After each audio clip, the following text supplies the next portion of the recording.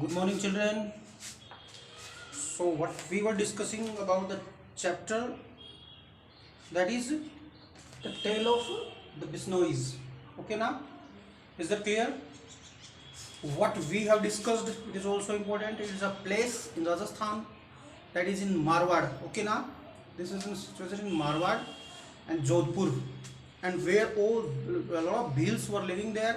अब उन पे अटैक किया. They had run away from that place. They had moved toward the Rowlies, and after some time Rao Jodaji occupied that place, and at the same time in 1451 Jambaji was born in a wealthy family. Maybe the father's name was Thakur Lohar Singh, mother's name was Hansa Devi, and as a boy, as a child, what duty was given to him that he used to take the cattle of his house in the field, and he used to take rest under the khejri tree, and he used to show the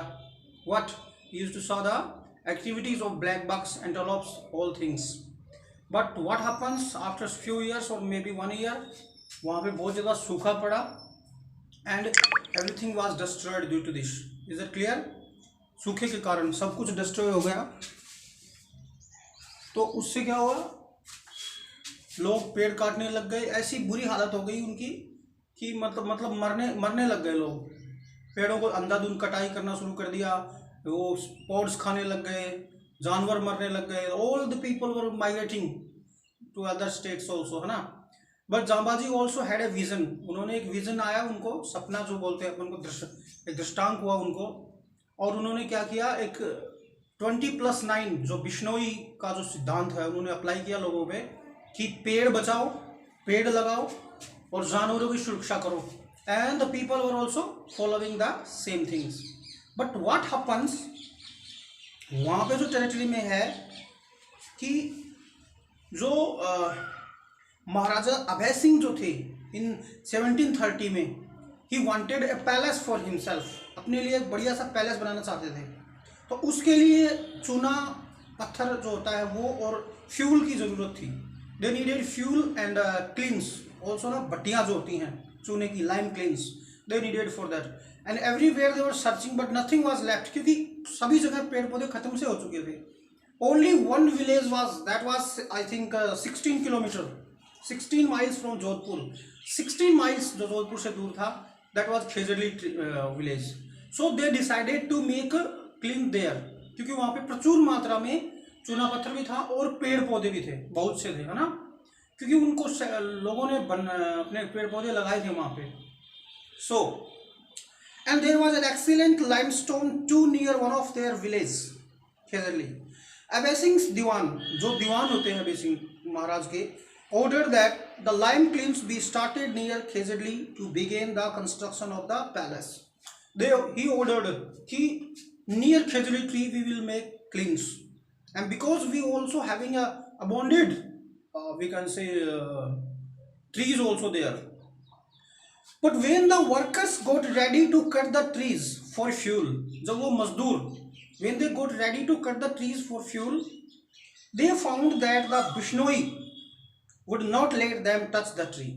But the Bishnoi, the people who are following the tenets of Jamboji, they were called Bishnoi. They were not letting them to cut the trees. Their khejri trees must be left alone. To cut these green trees was a violation of their religion. अब वो एक प्रकार से उनके religion से जुड़ चुके थे. पेड़ों की कटाई, जानवरों को मारना. कह रहे हैं कि they are not allowed to cut a single tree of khejri because it is directly related to their religion. That is why. और अगर ऐसा होगा तो उनके धर्म के प्रति क्या होगा, उनका धर्म का विरोध होगा सीधा. The workers returned to Jodhpur. The Diwan was enraged. गुस्सा हो गया दीवान. When workers reported the same thing to Diwan, he was very angry. What insolence! He personally accompanied the workers on horseback to Khezerli village. ऐसे कैसे, इतना दुस्साहस. And he personally walked toward the Khezerli village and ordered that the trees be cut. और वहाँ जाकर खुद जगह गया वहाँ पे. And he ordered the trees should be cut. कि trees को कटना होगा, काटना है. The axes were raised and the whole village gathered. कुल्हाड़ियां उठ गई. The whole village, complete village gathered there. All the people gathered. They begged that their religion be not deserted. उन्होंने request की कि उनके धर्म का पालन हो. धर्म के विरुद्ध है ये, उनके रिलीजन के विरुद्ध है पेड़ काटना. They pleaded for the preservation of trees that their ancestor had nurtured or generations. उन्होंने कहा कि please don't cut the trees. हमारे जो पूर्वजों ने लगाए थे ये, उन्होंने इनको पाला था, पोसा था, उन्होंने लगाया था, प्लीज इनको मत काटो. All the villagers were requesting, but the Diwan was determined. लेकिन दीवान ने ये बात नहीं मानी. The trees must be cut to fuel the lime kilns. He ordered that the trees must be cut because we needed fuel for lime kilns. He ordered the workers to go ahead. उसने अपने workers को order दिया, आगे बढ़ो. But the Bisnois were determined. And the most determined among them was a veritable increation, जो कि अवतार बोलते हैं इसको अपन, दुर्गा. तो दुर्गा हमारी जो धार्मिक, हमारे जो धर्म के अंदर दुर्गा माता है, उसका अवतार बताया गया है किसी को, एक lady. That was Amrita Devi. What was the name of the lady? Amrita Devi. वो सबसे आगे बढ़कर, the wife of Bishnoi Ramkhor, the trees will never be cut down unless you cut us down first. And what did the lady say? What did the lady say? कि I will not allow you to cut the trees. Before the trees you have to cut us. हमें मारना होगा, पेड़ काटने से पहले हमें काटना होगा. Who said? Amrita Devi. That was the great sacrifice. She said, and calling to her 3 daughters to join her. Not only she was standing there, she also gathered her 3 daughters there. अपनी 3 लड़कियों को भी बोल दिया कि आओ मेरे पास. They clasped 4 of the trees. Trees को उन्होंने जकड़ लिया.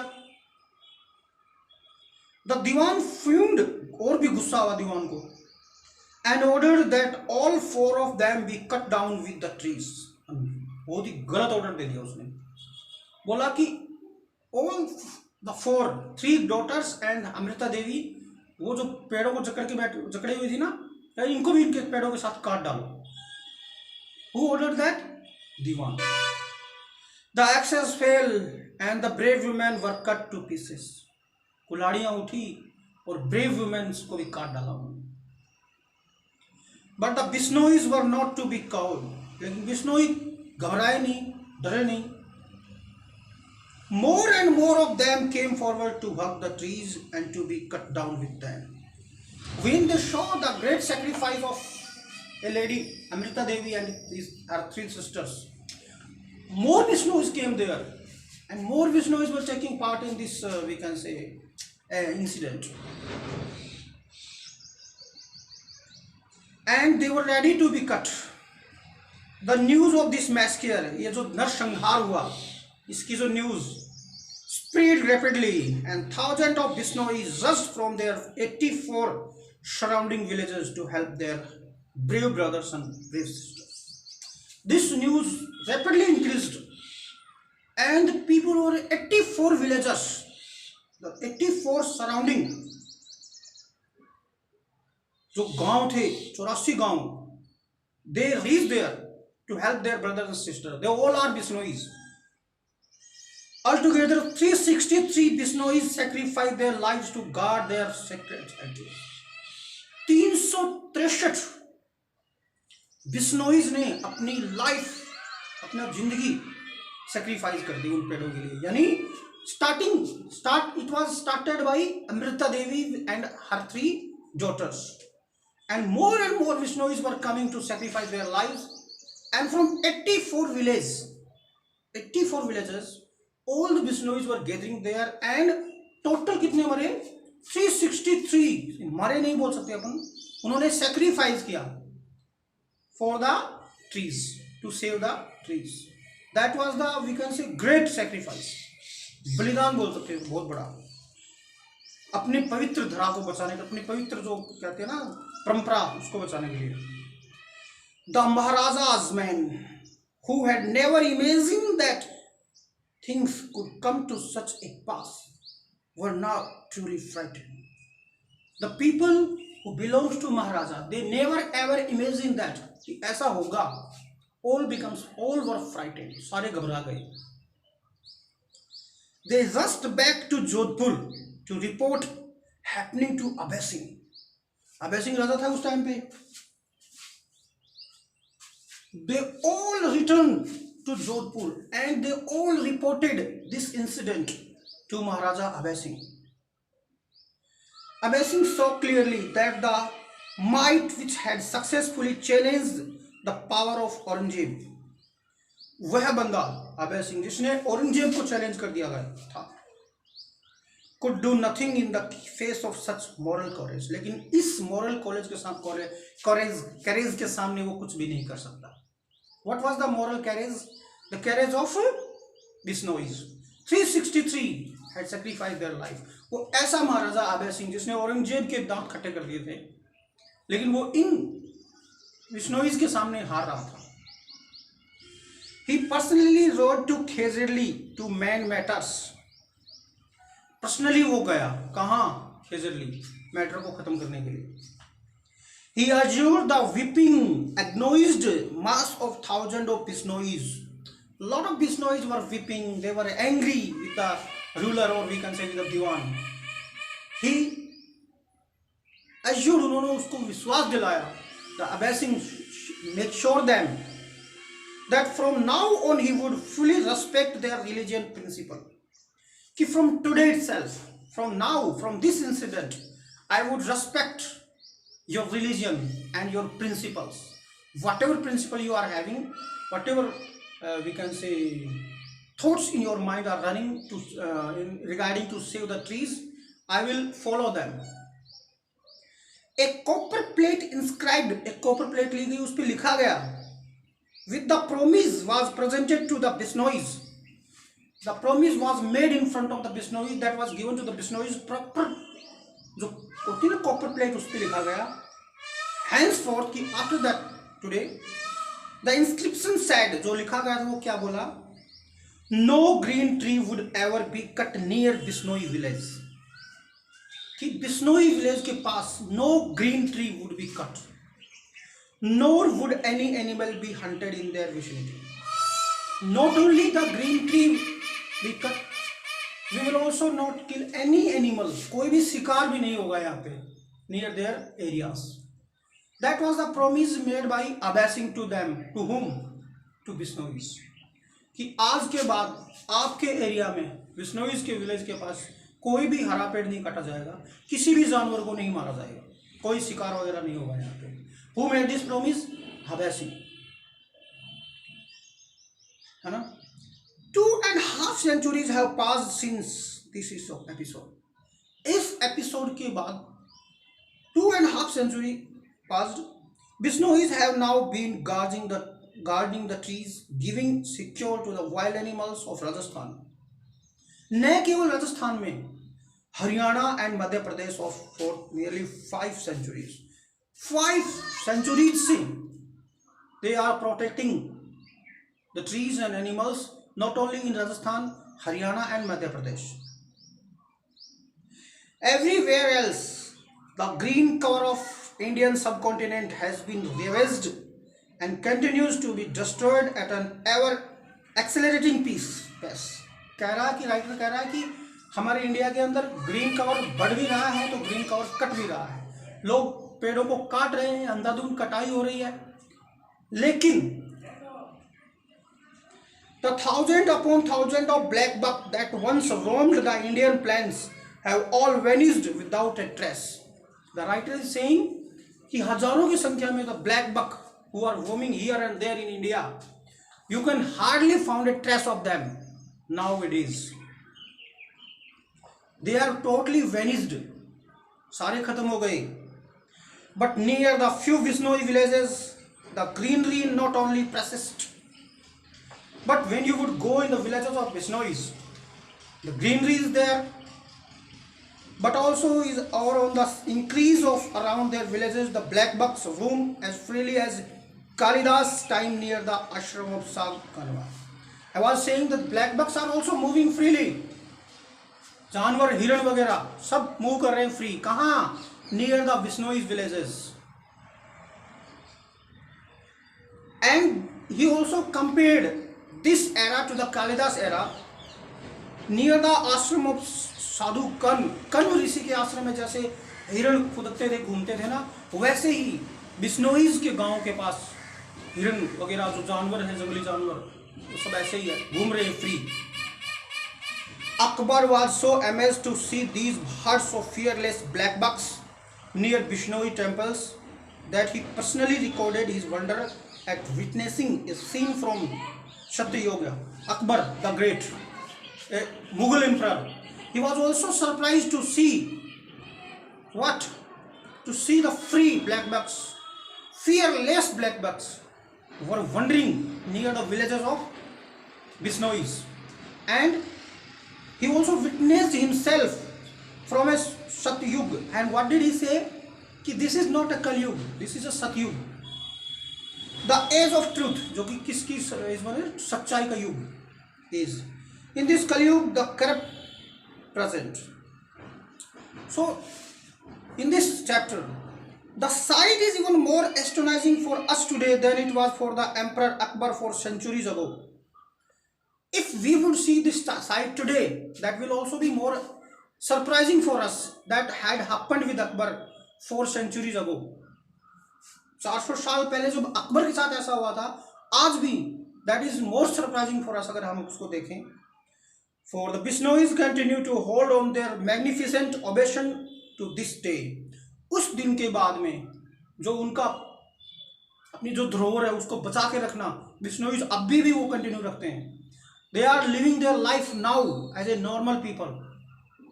They are far from the city life. They are protecting the animals. Okay, they are we can say planting the trees, especially Khejri. At the village Khejri where the Bishnois passed the supreme test of fire. उस village में, खेजड़ी village में, जहाँ पे उन्होंने supreme test of fire, जो कि तुम लोगों को बताया था अभी, जो मैस्क्योर हुआ था. There is a one ancient Khejri trees which kept the massacre.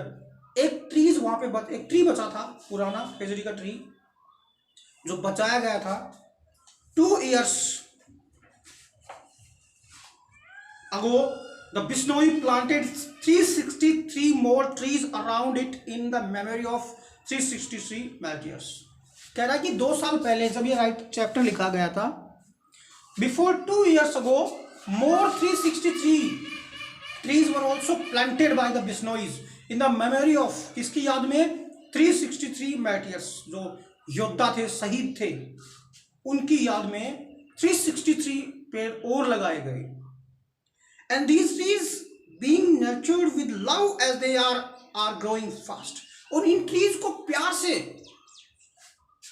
पाला गया है, जो कि बहुत ज्यादा जल्दी जल्दी बढ़ रहे हैं. Every year there is a religious fair at this spot 5 days before the full moon in the month of Bhadrapada. हर साल वहां पे एक मेला लगता है.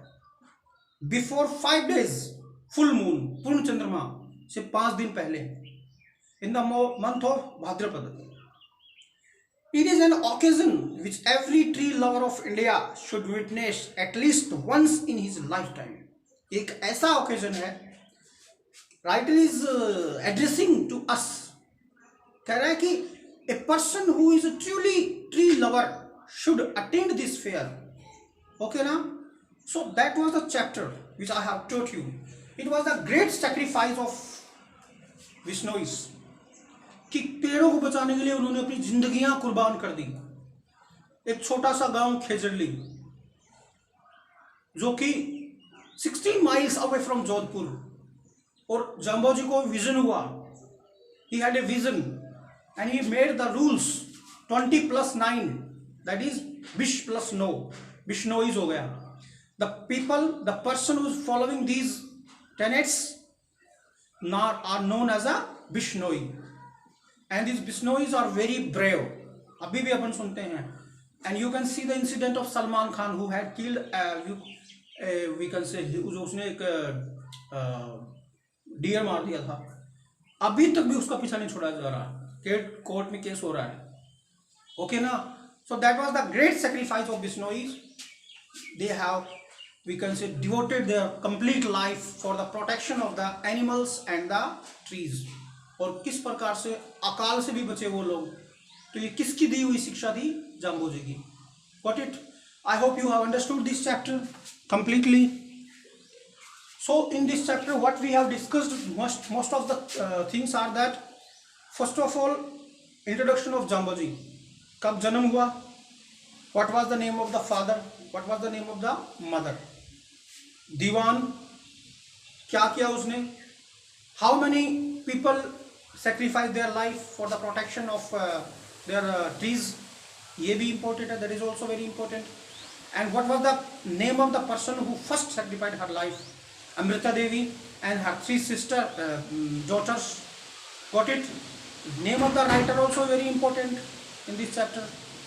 And पूरा इंसिडेंट कि कैसे वो पेड़ों से चिपक गए थे, कैसे उन पे कुल्हाड़ियाँ चली थी. Got it or not? All the things are very important. Is that clear?